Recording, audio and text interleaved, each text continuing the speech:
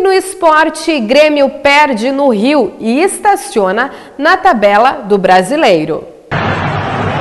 Aos 20 minutos do jogo, Luiz Ricardo recebe livre pela direita e cruza na medida para a bicicleta de Camilo. Botafogo 1-0. Veja novamente o lindo gol de Camilo. 8 minutos depois, de novo pelo lado direito de ataque, Luiz Ricardo deixa Sassá em condições e ele chuta para fazer 2-0 Botafogo. O Grêmio descontou aos 35 do segundo tempo. Batista se livra do goleiro Sidão e marca, mas ficou nisso. O tricolor é o 6º colocado na tabela. Próximo compromisso é quarta-noite contra o Curitiba, na capital paranaense.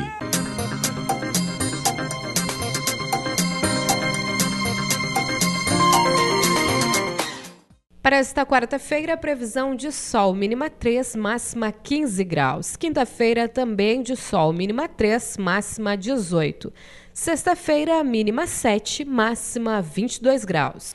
A Polícia Federal começa a operação que investiga supostos desvios em fundos de pensão do país. A Justiça determinou o bloqueio de 8 milhões de reais em bens de pessoas físicas e jurídicas que estariam envolvidas.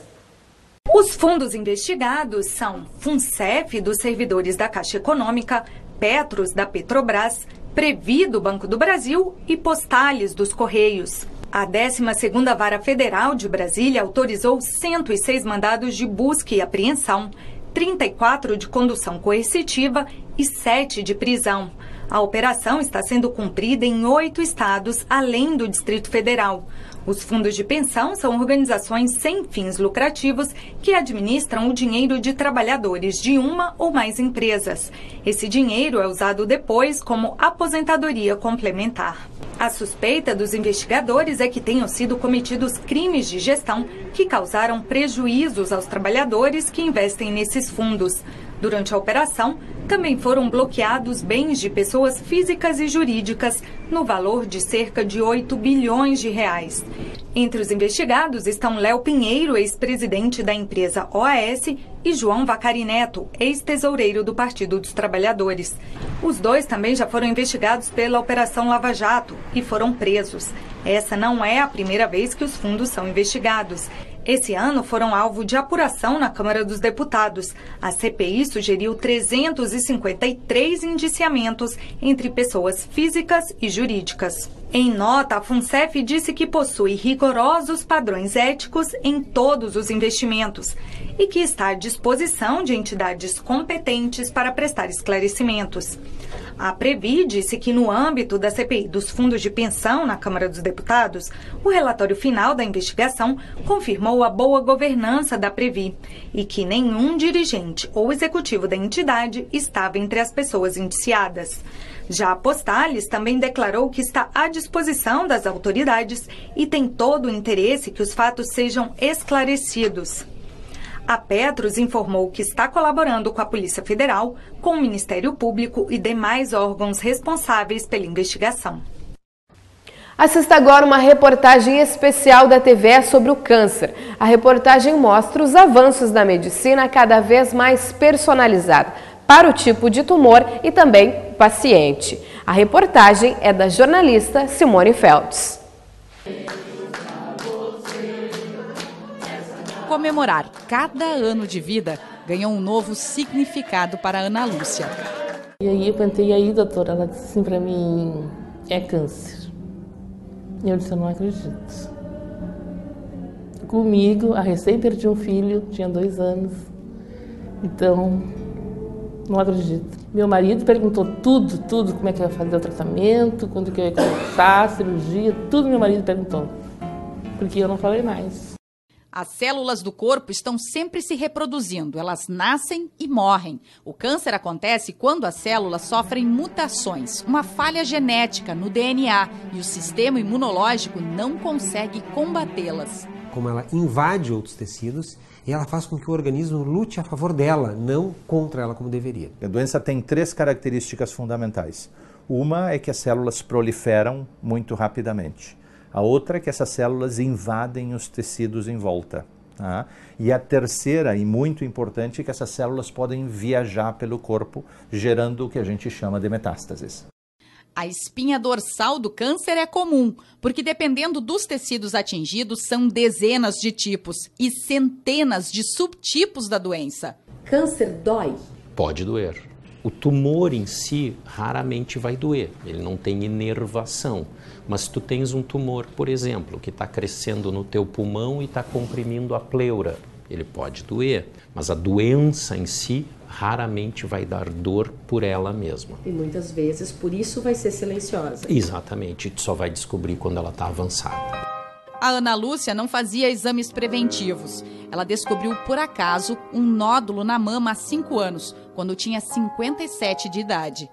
Eu fui no fundo do poço, onde não tinha água, e eu consegui subir. O carcinoma era de grau intermediário. Ana Lúcia fez cirurgia para retirar o tumor e logo iniciou a fase mais difícil do tratamento para ela, as sessões de quimioterapia. Tem diarreia. A minha mão ficou toda preta, pretíssima. Minha mão, minhas unhas, meus pés, era sempre como esses andarilhos, sabe?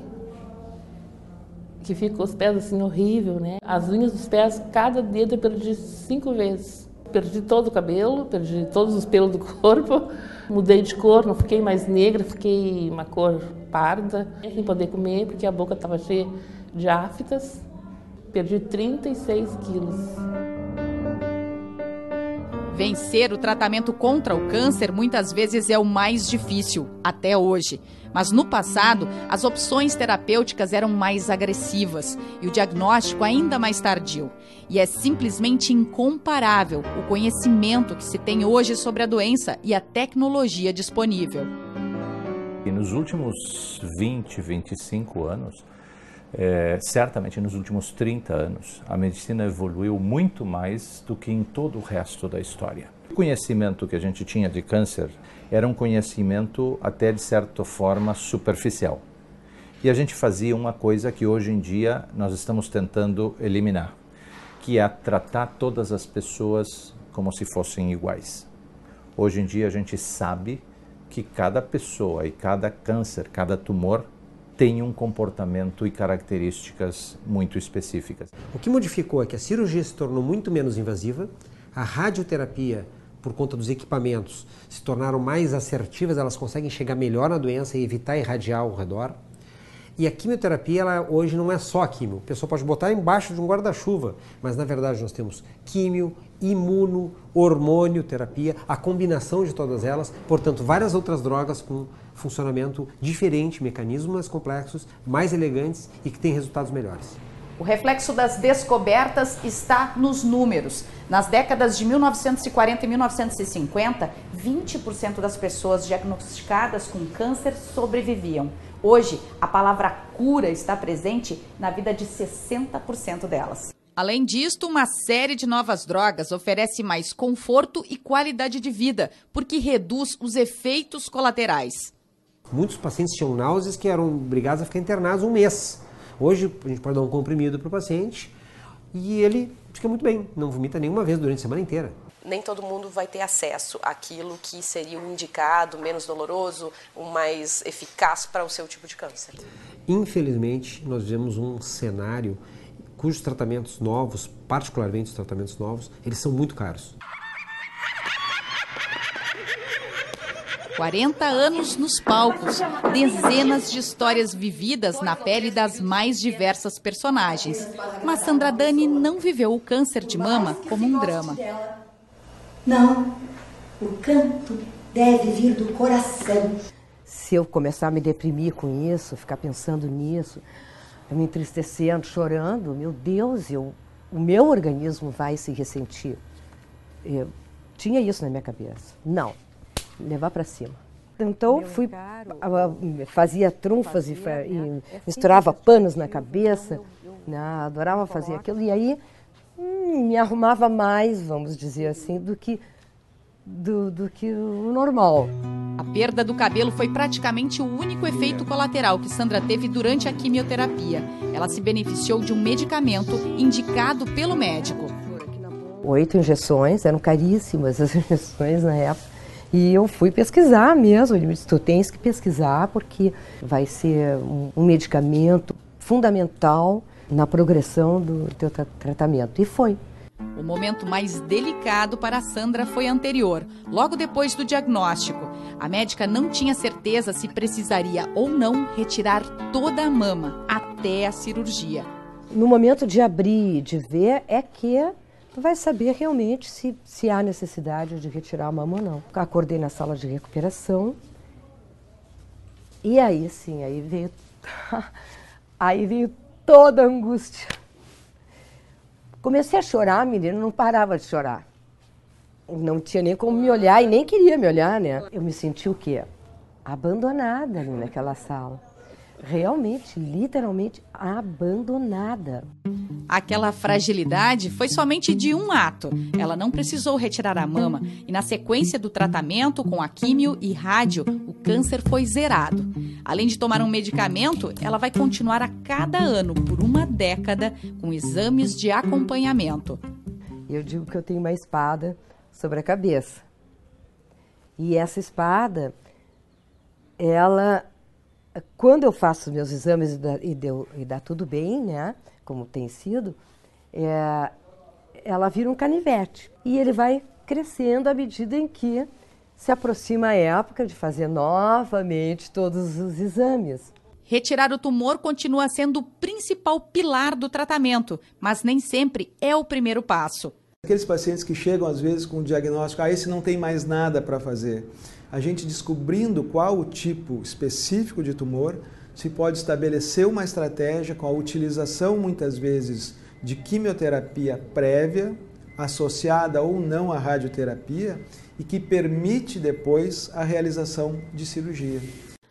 Além disto, os procedimentos estão menos invasivos. Muitos são feitos com pequenas incisões para operar com minicâmeras e bisturis. Novos exames de diagnóstico podem ser intraoperatórios, refinando os procedimentos. E as técnicas também trazem novidades. Com controle ou de ecografia ou de tomografia, a gente introduz uma agulha pela pele do paciente. Essa agulha é introduzida bem no centro do tumor e se destrói esse tumor por alta temperatura. Muitas vezes o paciente fica 24 horas no hospital. Isso é muito utilizado para tumores que não são muito grandes, para tumores de até 5 centímetros, com um resultado excelente. Agora eles são indispensáveis e dão o charme ao visual da Maria de Lourdes. Chapéu eu nunca usava, assim, eu não gostava, né, de usar. Tenho montes de chapéu, daí agora eu adoro. Para quem sofreu tanto no início, né, agora eu fiz uma moda para mim. O câncer da Maria de Lourdes é o mais comum no Brasil. 30% de todos os casos de tumores malignos são cânceres de pele, não melanoma. Iniciou com uma manchinha avermelhada e assim parece que com umas escaminhas assim branquinhas, sabe? Coça muito assim e dá umas ferroadas, assim. Ficou aquela feridinha, entendeu? Às vezes fechava, às vezes não, né? E daí eu fiquei preocupada. No peito, no braço, nas costas, em 7 anos depois do primeiro, foram várias novas cirurgias ou procedimentos ambulatoriais. 18 procedimentos. Foi do acúmulo do sol, né? Não tem nada a fazer daí. Então é desde criança, né? É para sempre, né? Uma coisa que tá fazendo parte, né? Agora mudou tudo, né? Para mim. O médico avisou no bloco cirúrgico. Eu tenho que te salvar. Eu quero tentar preservar a tua fala, deglutição. E então vamos, né? Dentro do bloco cirúrgico tinha um patologista que fez a biópsia, né? E ele tirou o primário da amígdala e foi tentando livrar a cadeia de linfonodos. Só que a cadeia de linfonodos estava agarrada no músculo, acho que é o trapézio. Então ele teve que seccionar, cortar, que não queria me deixar meio manetinha. Ele cortou o músculo para que as metástases não se espalhassem pela bainha do nervo, do músculo, o que é muito comum. A premiada escritora e jornalista Cíntia Moscovitch partiu de uma dor de garganta com uma possível íngua no pescoço para o diagnóstico de um câncer já com metástases. Na cirurgia, os médicos encontraram o tumor principal na amígdala e o tratamento com químio e radioterapia seria dos mais lesivos e dolorosos. O câncer de boca e pescoço, por mais evoluído que esteja os procedimentos, ainda provocam sequelas duríssimas, né? E irradiar essa zona aqui significa secar a língua e matar todas as papilas gustativas. Qual é o problema de não ter saliva, né? Tu não tem essa ideia. Na verdade, assim, não ter saliva significa tu não sentir gosto de coisíssima nenhuma, significa tu ter rachaduras em toda a boca fica desidratada. No meu caso, começaram a cair pedaços da gengiva, assim, amarelecia e caía. E tem a baixíssima imunidade, limitando as mais corriqueiras e afetivas situações de vida. Eu tinha uma aluna de criação literária, a Fernanda, e a Fernanda teve um mieloma e ela não resistiu. Mas antes de falecer, ela veio conversar comigo e ela dizia que ela lamentava profundamente não poder tocar nos cachorros dela, era cachorreira. E quando eu estava no hospital, que o médico vinha me noticiando o que poderia acontecer, e eu disse para ele, olha, não precisa me contar mais nada, eu só tenho uma coisa. Eu não vou ficar sem tocar nos meus cachorros. Eu vou agarrar e beijar sem tocar nos meus cachorros. Ah, mas poodle nem cachorro é, poodle é rato com pelo. Aí eu disse uma barbaridade para ele, muito assim, uma coisa muito feia, muito mal criada. E foi o início da nossa amizade, assim. Na quimioterapia, os medicamentos entram na corrente sanguínea, tendo como principal alvo o tumor. Dependendo da droga, ela vai agir de uma maneira, ela vai quebrar o DNA da célula, ela não vai permitir que a célula se alimente, ela vai fazer um bloqueio para que vasos sanguíneos não cheguem na célula tumoral. Mas ela não atinge só as células doentes. Tratamento sistêmico, ele é menos seletivo. Ele vai matar as células do tumor, mas também, muitas vezes, vai matar também células boas. Aqui não dá nada.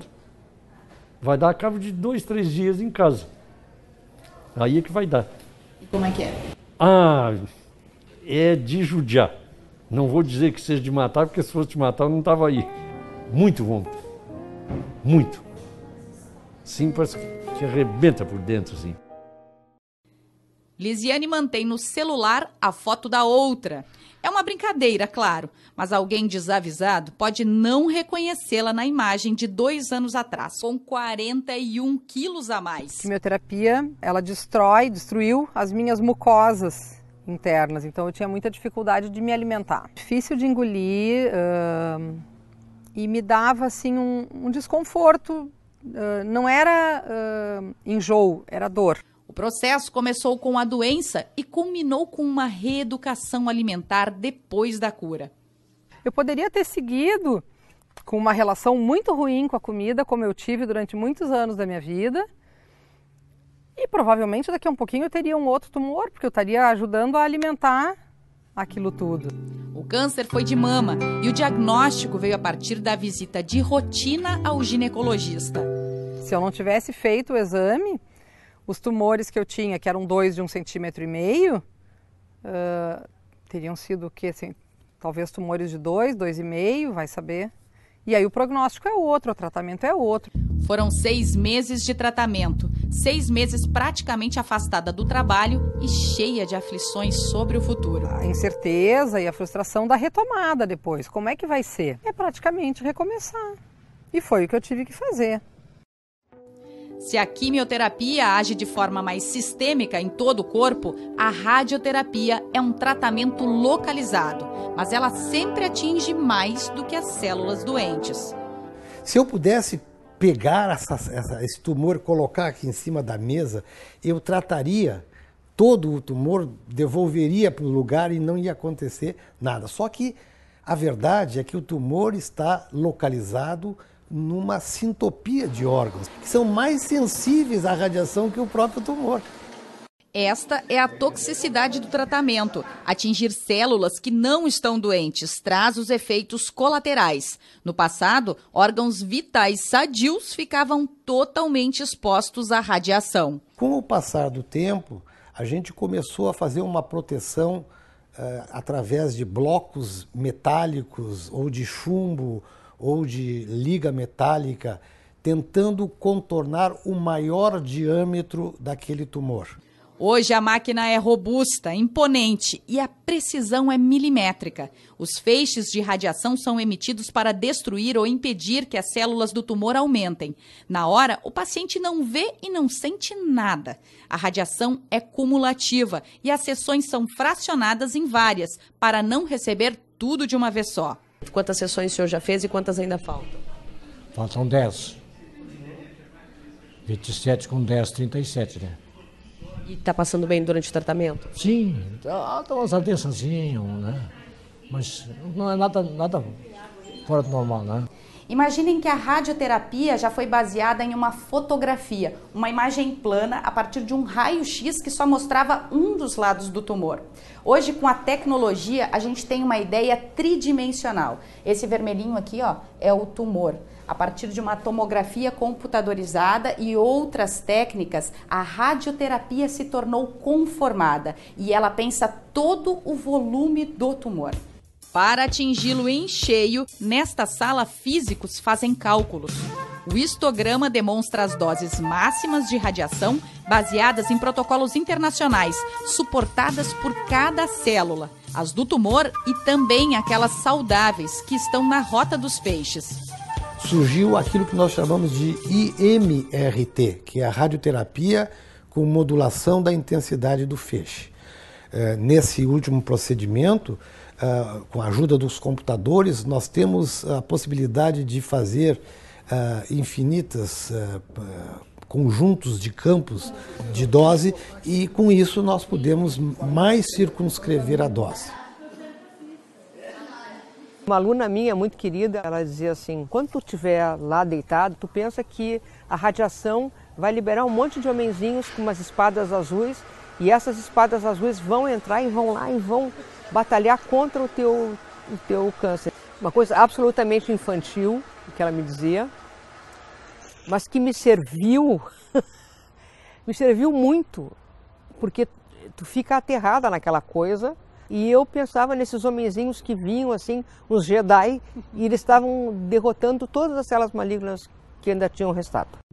A Regina ainda fez a radioterapia do passado, com o uso de placas metálicas para proteger órgãos do corpo. Isso há 22 anos. Foi ali que ela teve a redução dos linfomas de Hodgkin no mediastino e na clavícula superior, porque os resultados depois de 6 meses de quimioterapia eram modestos. Só teve 15% de redução do linfoma, aí eu senti que eu não dominava meu corpo.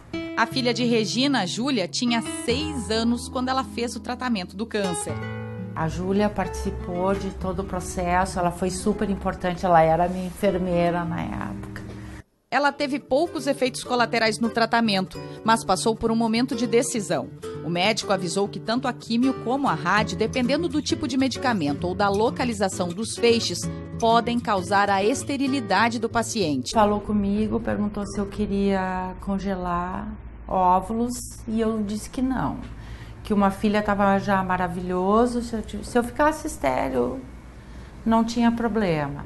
Do câncer, ela ficou curada, mas 3 anos depois do tratamento, a Regina teve que voltar ao médico por causa de outra surpresa. Voltei das férias grávida e o médico disse assim, Regina, pelo tratamento não, já faz 3 anos pós-tratamento, né, mas a gente sempre fica um pouco apreensivo, assim. O Pedro nasceu bem, está com 17 anos, já está na faculdade. Eu costumo dizer para o paciente que tem 2 perguntas importantes no início, quando a gente enfrenta o diagnóstico. O primeiro é saber exatamente quem é o bandido, qual é o nome do bandido, qual é o sobrenome do bandido. E o segundo é saber qual é o endereço, aonde é que ele está. Este é um dos exames que ajudou a cruzar uma das fronteiras no diagnóstico de alguns tipos de câncer. É o PET-CT. Ele combina a tomografia computadorizada a uma imagem funcional do organismo, que é induzida a partir de uma das propriedades destes tumores, que procuram a glicose para ter mais energia. O paciente vai receber uma injeção intravenosa na veia de uma medicação que é uma glicose marcada com material radioativo, que é o flúor.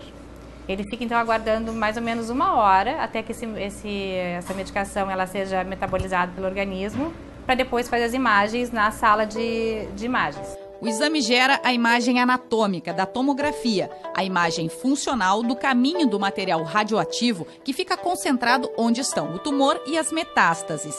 A terceira é a fusão das duas, o que garante o endereço do bandido. Se eu vou fazer uma cirurgia grande, né, para um tumor de pulmão, antes de fazer a cirurgia, seria bom fazer um PET, certo? Porque o PET pode me dizer que essa doença não é somente localizada ali naquele lugar que eu estou enxergando. E se ela estiver disseminada em outros lugares, a cirurgia não é o melhor tratamento. O PET-CT também é usado para acompanhar os resultados da químio e da rádio. Uma equipe médica analisa o exame e compara com resultados anteriores, para indicar ao oncologista os avanços ou não para a continuidade do tratamento. Câncer para mim veio, hoje eu não tenho câncer, amanhã eu tenho câncer. Tipo, ele surgiu assim. Cheia de vida, de planos. E, de repente, a Fabiane descobriu um linfoma no mediastino, aos 27 anos.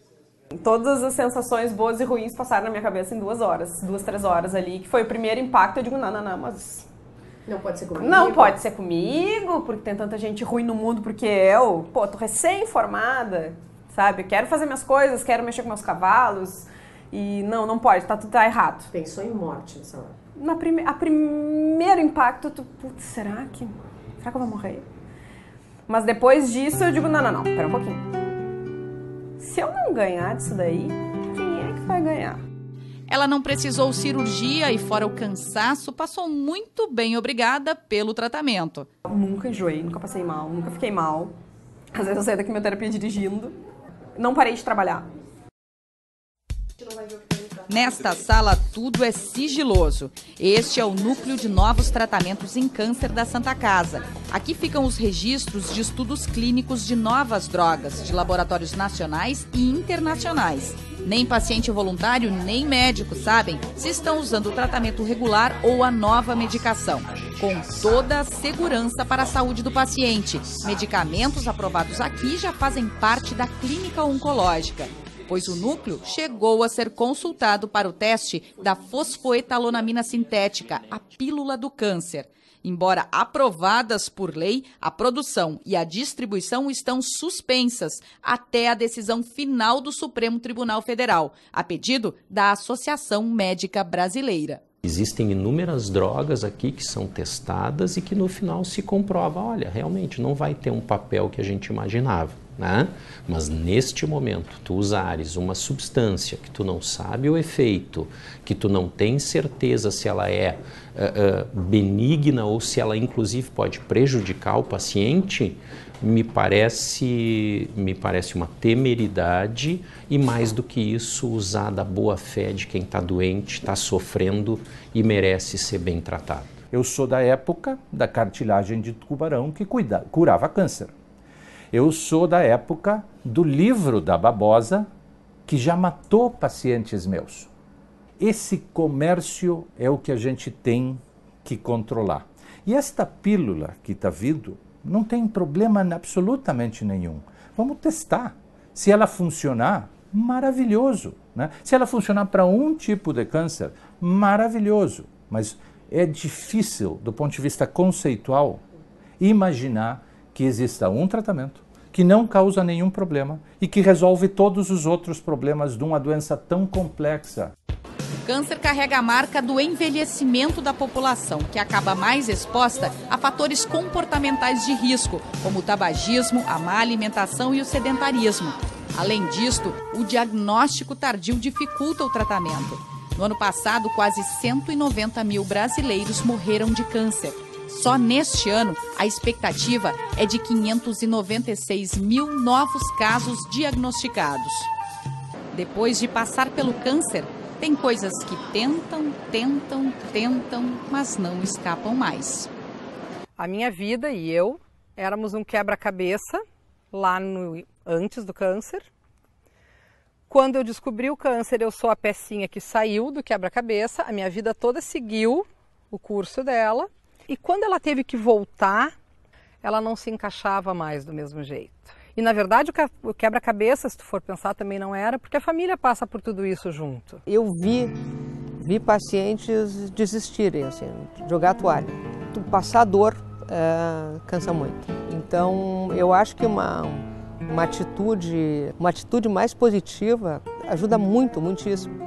O resquício, assim, é aquele medinho, será que um dia vai voltar? Ele tá lá, né? É, tá lá dentro, bem lá dentro, mas o meu não vai. Pelo menos o que depender de mim. Não vai voltar. Ela, né? E passei por ela, graças a Deus. Eu lido com a morte agora de uma maneira mais íntima. Vem no teu tempo, não vem agora. E com esta reportagem especial da TVE, nós encerramos o Jornal das 6 de hoje. Uma boa noite a todos. Amanhã, então, não esqueçam que acontece o desfile do Dia da Independência. Desfile que você vai poder conferir tudo o que aconteceu na sexta-feira. Boa noite.